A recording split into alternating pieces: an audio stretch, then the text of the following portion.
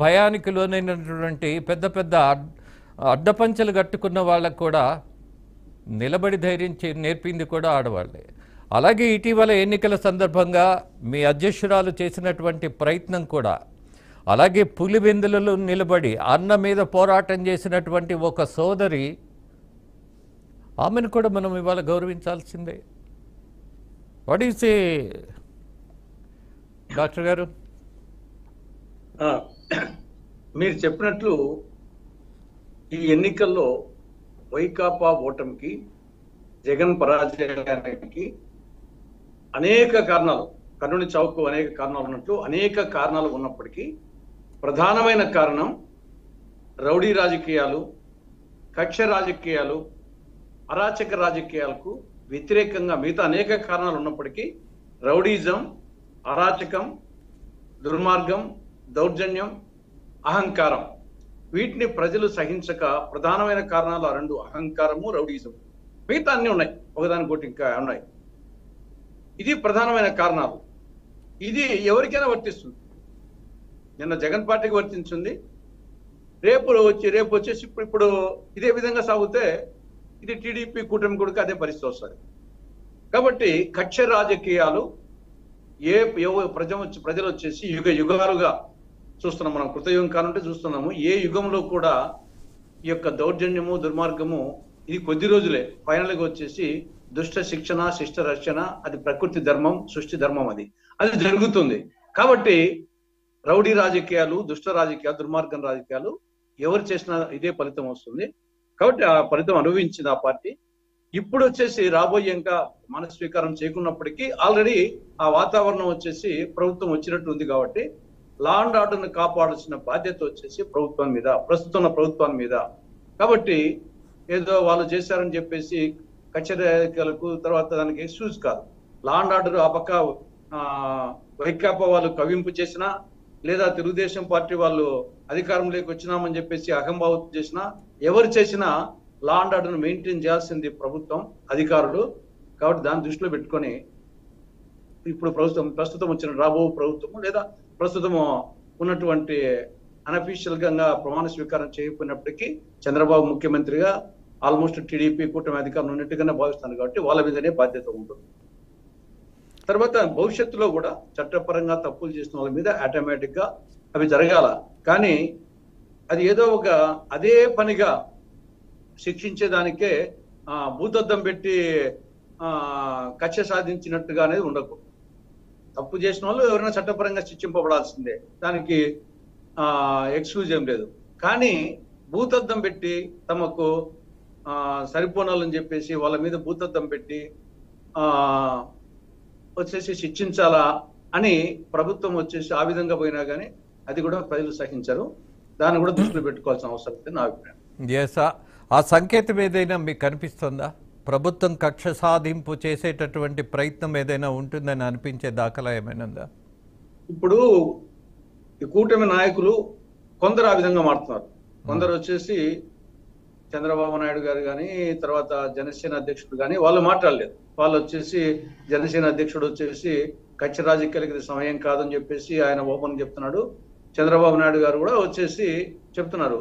కానీ ఆ పార్టీకి చెందినటువంటి కొందరు పెద్ద నాయకులే ఓపెన్ చెప్తున్నారు. వచ్చేసి మేము ఆ రెడ్ బుక్ చూపిస్తూ తర్వాత వచ్చేసి మేము కక్ష తీర్చుకుంటామని చెప్పేసి నాయకుల పేర్లు అవసరం లేదు, కానీ కొందరు వచ్చేసి చెప్తున్నారు. వచ్చేసి అది కరెక్ట్ కాదని అభిప్రాయం.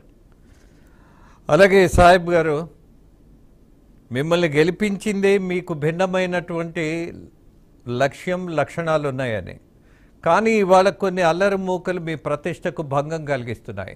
ఇద్దరు నాయకులు చాలా స్పష్టంగా చెప్పారు, మనకి బాధ్యత ఉన్నది, కక్ష కాదు. బట్ చట్టబద్ధంగా ఎవరినైనా సరే మనము శిక్షించాల్సిన పరిస్థితిని మాత్రం ఉపేక్షించము అని స్పష్టంగా చెప్పిన తర్వాత ఈ జరుగుతున్నటువంటి వాటి మీద మీ సమాధానం ఏంటి? రాజేంద్ర గారు, తమరికి, అదేవిధంగా పెద్దలు తులసిరెడ్డి గారికి, మా సోదరికి, అలాగే బిఆర్కే న్యూస్ వీక్షకులందరికీ కూడా నమస్కారాలండి. ఇప్పుడు చంద్రబాబు నాయుడు గారు మొట్టమొదటి రోజే క్రియాశీలకమైనటువంటి ప్రెస్ మీట్ పెట్టారు. ఆయన ఇప్పటికే మనం నష్టపోయి ఉన్నాం. ఈ కక్షలు, కార్పణ్యాలు, దాడులు పక్కనెట్టేయండి. రాష్ట్రం అభివృద్ధి కోసం మనం కూటమిలో కలిసాం. మనం కేంద్రాన్ని ఒప్పించి మనం అన్ని కూడా రాష్ట్రాన్ని అభివృద్ధి పదంగా ముందుకు తీసుకెళ్దాం. మరి వైకాపా పార్టీ శ్రేణులు రెచ్చగొడుతున్నారు. మనం కార్యకర్తలు, నాయకులు సంయమనం పాటించండి, ఎటువంటి దాడులు వద్దు అని చెప్పి ఆయన క్లియర్ కట్ గా చెప్పారు. దీంతో ప్రధానంగా ఏంటంటే, మరి నిన్న జగన్మోహన్ రెడ్డి గారు ఆయన ఒక ట్వీట్ విడుదల చేస్తూ వైసీపీ అల్లరి మూకలు మా మీద దాడులు చేస్తూ ఉన్నాయి, మమ్మల్ని ఆ గోండాలలాగా చిత్రీకరించారండి. ఆయన పెట్టాడు దాంట్లో తెలుగుదేశం పార్టీ నాయకుల్ని గోండాలతో అభివర్ణిస్తున్నాడు.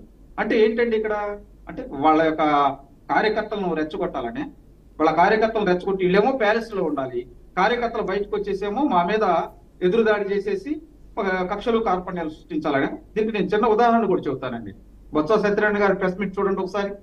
అలాగే ఆయన మాట్లాడే మాటలు ఏ విధంగా ఉంటాయి, మీరేమైనా చేయండి, మేము కమిటీ వేస్తాము, దాడులు మీరు చేయండి, మీరు వెళ్ళండి, మేము కమిటీలు వేసేస్తామంటే అది కరెక్టేనా? శ్రీవాణి గారు ఆయన మాట్లాడే మాటలు కూడా చూడండి. అంటే వాళ్ళ కార్యకర్తలు రెచ్చగొడుతున్నారు. మీరు అన్నట్టు 1-2 చాట్ల మా వాళ్ళేమో తెలిసి తెలియక ఏదో కొరతనంగా చిన్న మా కార్యకర్తలు కొంతమంది చిన్న నాయకులు ఎవరో ఉంటారు, వాళ్ళ వెనకాల ఎవరూ లేరండి. వాళ్ళు ఏదో ఆవేశంలో ఏదో కోడిగుడ్లు విశ్లేషణ కానీ చర్చని పనులు చేసి ఉండొచ్చు. నేనేమంటానంటే అది కూడా తప్పే. మా అధినాయకుడు క్లియర్ కట్ గా చెబుతున్నారు సంయమనం పాటించండి అని చెప్పి. నేను కూడా మీ బీఆర్కే ఛానల్ ద్వారా మా కార్యకర్తలు, సెకండ్ కేడర్ నాయకులకి ఒకటే చెబుతున్నానండి, ఏమండి ఎవరు కూడా వైకాపా పార్టీ వేసినటువంటి ఉచ్చులో మీరు ఆ చట్టంలోకి వెళ్ళొద్దు. దయచేసి ఏంటంటే తెలుగుదేశం పార్టీ అన్న నందమూరి తారక రామారావు గారి దగ్గర నుంచి ఈ రోజు చంద్రబాబు నాయుడు గారి దాకా కూడా మనం హ్యూమనిస్టులు అందరం కూడా సంయమనం పాటిస్తాం. రాష్ట్రం అభివృద్ధి కోసం పాటుపడేటువంటి పార్టీ తెలుగుదేశం పార్టీ. కాబట్టి మనందరం కూడా సంయమనం పాటించాలని చెప్పి నేను వేడుకుంటున్నానండి. దీంతో పాటు తులసిరెడ్డి గారు ఒక మాట అన్నారు, రెడ్ బుక్ చూపిస్తున్నారండి కొంతమంది నాయకులని. ఎస్, లోకేష్ గారు రెడ్ బుక్ చూపించారండి. ఎవరైతే అధికారులు చట్టాన్ని తమ చేతుల్లోకి తీసుకొని ఆ చట్టాలను నిర్వీర్యం వాళ్ళకి చట్టపరంగా ఖచ్చితంగా శిక్షలు పడతాయి అంటున్నారు. దీనికి నేను కూడా కట్టుబడి ఉన్నా. ఎందుకంటే నేను ఈ అంశంలో ఒకటి మాట్లాడాలి. రాజేంద్ర గారు, తమరు అమరావతి రైతుల మీద దాడులు, దౌర్జన్యాలు జరిగేటప్పుడు విజయవాడలో వచ్చారు మీరు. వాస్తవంగా అక్కడ పరిస్థితులు ఎట్లా ఉండేవని ఆ రోజు మీరు కూడా ఒక న్యూస్ ఛానల్లో క్రియాశీలకమైనటువంటి పాత్ర. ఆ రోజు అమరావతిలో ఉన్నటువంటి రైతుల గురించి మాట్లాడుతూ మీరు కూడా భావోద్వేగానికి లోనయ్యారండి. ఎందుకంటే మేము చూసాం. ఆ తర్వాత జేఏసీ వాళ్ళు మిమ్మల్ని ఆహ్వానించినప్పుడు కూడా మీరు వచ్చి అక్కడ మాట్లాడే తీరును చూసి చంద్రబాబు నాయుడు గారే ఓపెన్ గా అన్నారు, రాజేంద్ర గారు మీరు జేఏసీ వాళ్ళకి మీ యొక్క సూచనలు, సలహాలు ఏంటంటే, ఆ రోజున్నటువంటి జేఏసీ నాయకులు మిమ్మల్ని సాధారణంగా ఆహ్వానిస్తే, లేదండి నేను ఒక టీవీ ఛానల్లో వర్క్ చేస్తున్నాను, నేను రిజైన్ చేసి జేఏసీకి మద్దతు ఇస్తా ఉన్నారు. అవునా కదా సార్? నిజమే. బియాండ్ జర్నలిజం సమ్ టైమ్స్ మనం నిలబడాల్సి వచ్చినప్పుడు అక్కడికి నేను ఒక కార్యక్రమానికి వస్తే అమరావతి రైతులు నన్ను రిసీవ్ చేసుకున్నటువంటి విధానం అయితే, అలాగే అనేక మంది వృద్ధులు, యువకులు వచ్చి నన్ను హత్తుకుంటున్నప్పుడు నాకు కూడా ఒక మనిషిగా ఒక ఆలోచన, ప్రేరణ రెండు ఉంటాయి. అందుకే అక్కడి నుంచే రిజైన్ చేసినటువంటిది వాస్తవమే. తర్వాత పరిణామంలో మరి హైదరాబాద్ లో మీ మీద దాడి జరిగిన మాట వాస్తవం కదా, మీ కారు మీద దాడి జరిగిన మాట వాస్తవం కదా, ఇవన్నీ మీరు చెప్పుకోవడానికి మొహాట పడ్డారు. అయాల వాస్తవంగా మీ ఇంటిని తగలబెట్టలేదా? మీ ఇంట్లో ఉన్నటువంటి మేడం గారి మీద, ఆమె మీద కూడా దాడి చేయలేదా? ఇవన్నీ ఎందుకంటే ఒక విషయం రాజేంద్ర గారు, కొన్ని విషయాలు మీరు దాడులు, దౌర్జన్యాల గురించి మాట్లాడుతున్నారు కదా. నేను జనరల్ గా సాహెబ్ గారు, ఇది జరిగి దరిదాపు 1.5 సంవత్సరం అయింది. బట్ నేను మీడియా ముందుకు వచ్చి నాకు ఇలా జరిగింది అని చెప్పుకుంటే ఈ సమాచారం వల్ల ప్రజలకు వచ్చేటటువంటి ఉపయోగం ఏంటి అని క్వశ్చన్ చేసుకున్నప్పుడు ఐ ఫెల్ దట్ పెద్దగా ప్రయోజనం ఉండదు. ఈ సమాచారం మీకు కొంత బాధ కలిగిస్తుందేమో కానీ దానివల్ల వ్యక్తిగతమైనటువంటి సానుభూతో లేకపోతే ప్రచారమో దక్కుతుంది, కానీ నాకు కావాల్సింది ప్రచారమో కాదు, సానుభూతి కాదు. నేను మీతో యుద్ధంలో ఉన్నప్పుడు నాకు కూడా కొన్ని గాయాలు తగలొచ్చు. యుద్ధంలో ఉన్నటువంటి సైనికుడిగా మనము వాటిని గురించి చెప్పుకోవడం కంటే కూడా గెలిచే దాని మీద దృష్టి పెట్టాలి అన్నటువంటి దాంట్లో ఇప్పటి వరకు కూడా పోలీసు దర్యాప్తు ప్రకారం నా ఇంటిని తగలబెట్టారు అన్నటువంటి ఆ రిపోర్టును కూడా నేను బహిర్గతం చేయాల. కారణం, ఒక జర్నలిస్ట్ మీద ఇలాంటి